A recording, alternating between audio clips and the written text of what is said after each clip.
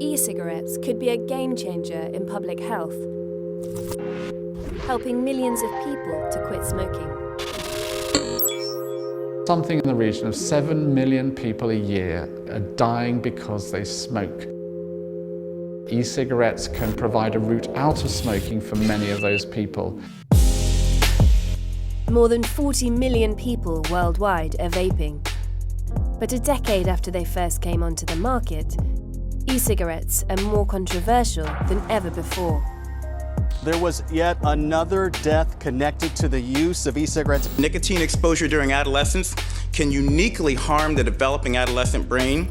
30 countries have banned e-cigarettes outright, but the facts have gone up in smoke.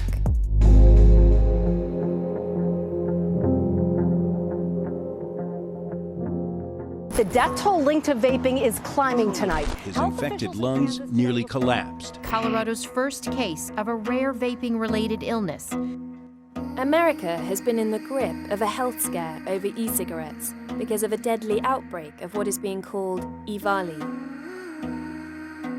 EVALI is electronic cigarette or vaping product use associated lung injury. People were complaining over respiratory symptoms, really having trouble breathing, and in some cases it was fatal. Since April 2019, 60 deaths and over 2,500 hospital cases have been reported in America. The American Medical Association and the Centers for Disease Control advised the country's 11 million vapers to quit. 7 states proposed partial or total bans. Some politicians called for a national ban on all e-cigarettes. Yet the health scare isn't down to nicotine-based vaping, but illicit cannabis vaping products.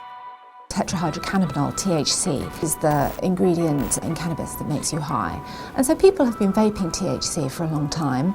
But at some point, vitamin E acetate was cut in with THC, and that became a contaminant that people were inhaling. Vitamin E acetate thickens the THC and makes it seem like it's more high quality than it actually is. There are over 40 million vapers across the world, but this outbreak of EVALI is unique to America. In the United States, you've got a market that is really not well regulated. It's possible for manufacturers to put these dangerous chemicals into the liquids. But in addition to that, you've got this varied legalization of cannabis and heavy usage of cannabis oil. Put the two together and you've got a very dangerous situation.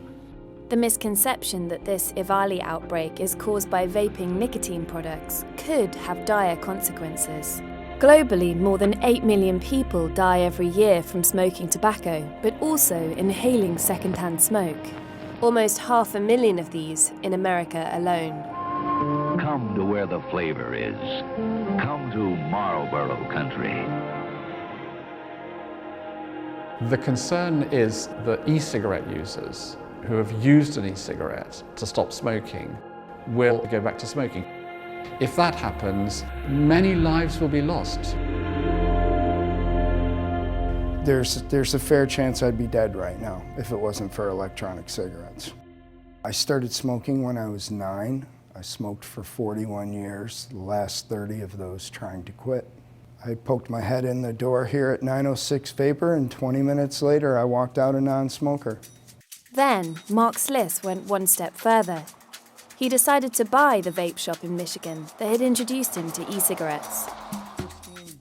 My customers come from a wide variety of backgrounds, ages. The average customer is a middle-aged professional, but they do have one thing in common, and that's a desire to quit smoking. Do you want another? Yeah, I'll get another.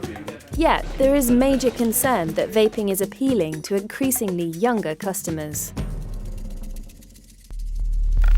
The device has now hooked countless teenagers. In 2018, the Food and Drug Administration reported an alarming increase in high school students vaping, a 78% increase in 2018 alone. I am officially declaring e-cigarette use among youth an epidemic in the United States. The reaction we're seeing in the United States is a kind of mass hysteria. The problem is nothing like what is being portrayed as by the public health officials in the United States. The evidence doesn't support that kind of language. A national youth tobacco survey in America revealed that there are many more teenagers trying e-cigarettes, but the number using them more regularly, nearly every day, is far smaller, and the vast majority of those previously used tobacco products. What you see is actually that among never smokers, e-cigarette use is rare. The use regularly on a daily or nearly daily basis is extremely rare. And among all of those, the reports of cravings and signs of addiction is very small. Whereas with a cigarette, you see the conversion rate from trying a cigarette to becoming a regular addicted smoker is really quite high. In people who just use an e-cigarette and who've never smoked, it's really quite low. The e-cigarette phenomenon has really called into question whether it's just nicotine on its own that is highly addictive, or whether there's something else going on. This goes against decades of widely held beliefs around the addictive nature of nicotine. Nicotine is the chemical that causes addiction. It can change the way your brain works, causing you to crave more nicotine. Combustible cigarettes are far more addictive than vaping products because they deliver many other chemicals along with nicotine. What we call monoamine oxidase inhibitors.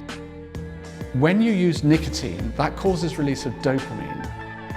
And that dopamine is part of the dependence process. Now, if you've got a monoamine oxidase inhibitor that you're inhaling as well, and that's preventing that dopamine from being broken down, it's amplifying the effect of nicotine.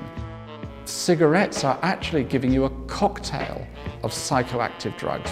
And bingo, you've got a highly addictive product, when if you had nicotine alone, not so much.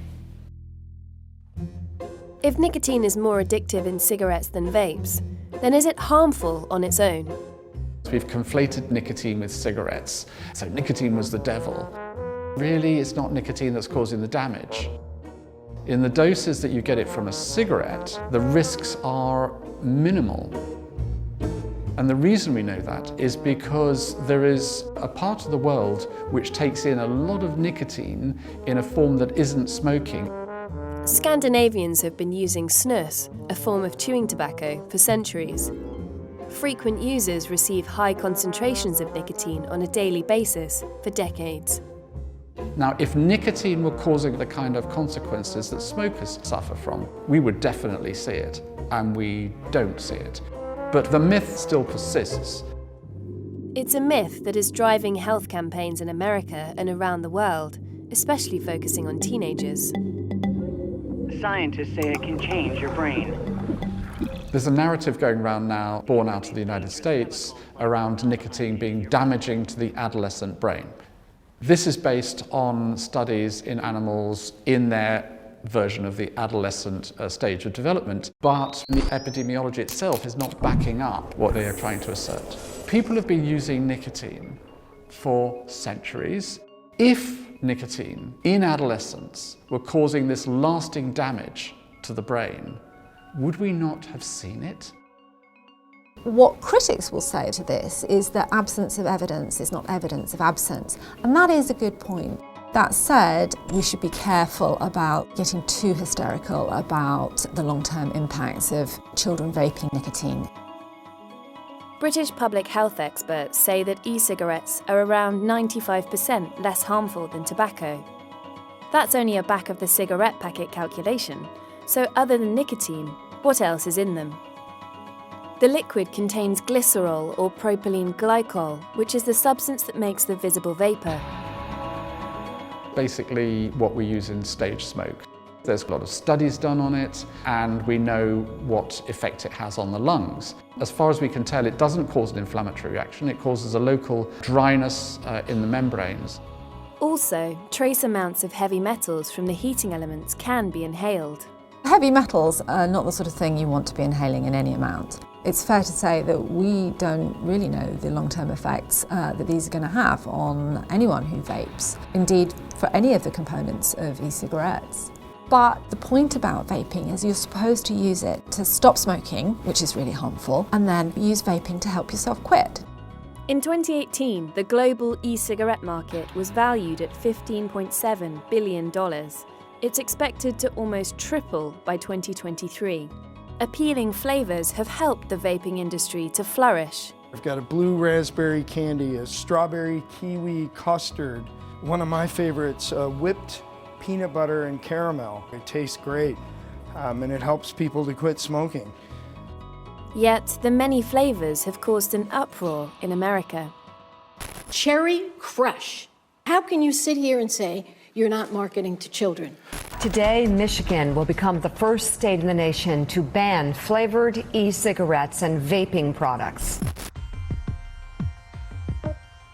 Mark Sliss gave testimony to help block an emergency flavour ban in his state of Michigan. The numbers in my shop are that 99% of my customers use flavors.